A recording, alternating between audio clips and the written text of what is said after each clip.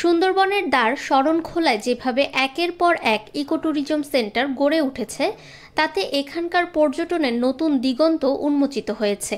তবে এসব সম্ভাবনার ঠিক বিপরীতে অবস্থান করছে উপজেলার একটি গুরুত্বপূর্ণ সড়ক।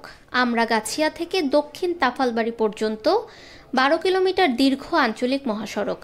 বছরের পর বছর সংস্কার না হওয়ায় এই সড়ক এখন হয়ে উঠেছে স্থানীয় মানুষের জন্য বড় ভোগান্তির কারণ। এই সড়ক দিয়ে শুধু স্থানীয় জনগণের চলাচলই নয়, এটি যুক্ত করেছে শরণখোলাকে বাগেরহাট জেলা শহর, খুলনা বিভাগীয় শহর এবং রাজধানী ঢাকার সঙ্গে।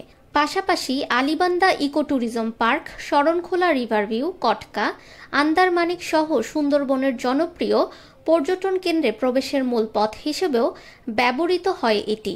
সরজমিন ঘুরে দেখা গেছে পুরো 12 কিলোমিটার রাস্তার কোথাও নেই একটি পূর্ণাঙ্গ চলাচলযোগ্য অংশ। কোথাও বড় গর্তে পানি জমে থাকে, কোথাও আবার পুরো পিচ ঢালাই উঠে গিয়ে তৈরি হয়েছে গভীর খাঁজ। বর্ষাকালে এসব গর্ত পানিতে ঢেকে গিয়ে আরও ভয়াবহ রূপ নেয়। প্রতিদিনই ঘটছে ছোট বড় দুর্ঘটনা।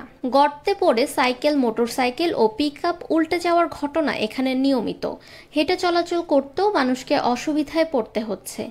অনেকে পা মচকে ফেলছেন বা পড়ে যাচ্ছেন কাদার ভিতর। বিশেষ করে স্কুল ও কলেজগামী শিক্ষার্থীদের চলাফেরা হয়ে উঠেছে দুর্বিষহ।